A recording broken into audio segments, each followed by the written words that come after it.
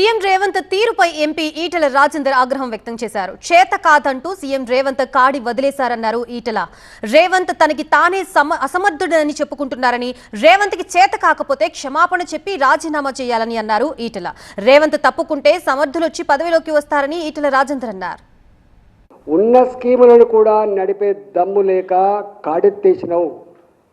నువ్వు ఇన్ఎఫిషియెంట్ అని చెప్పి ఎవరో చెప్పలేదు, నీకు నువ్వే ముద్రేసుకుంటున్నావు, నీకు నువ్వే చెప్పుకుంటున్నావు. నువ్వు చెప్పుకుంటే ఏం కాదు, కానీ మమ్మల్ని వంచిస్తున్నావు. మా తెలంగాణ సమాజం యొక్క మోరల్ కరేజ్ దెబ్బతిస్తున్నావు. కాబట్టి ఇది తగదు అని చెప్పి ఇవాళ నీకు అధికారం ఇచ్చిన కర్మానికి, మా తెలంగాణ 100 సంవత్సరాల చరిత్ర కన్నా మా తెలంగాణ గొప్పతనాన్ని నువ్వు పాతరేసే ప్రయత్నం చేయొద్దు. నువ్వు పాతరైతే పాతర ఏబడదు.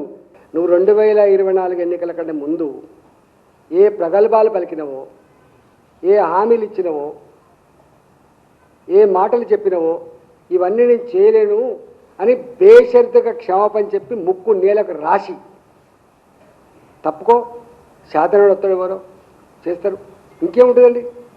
లేదంటే నీకు సిగ్గుమాలిన పద్ధతిలో నువ్వు అట్లా కొనసాగుతా అంటే సందర్భం వచ్చినప్పుడు కరుగాల్చి బాధ పెడతారు, ఇక భరిస్తారు. ఏం చేస్తారు ప్రజలు? పాపం ఓట్లు వేసిన కర్మానికి.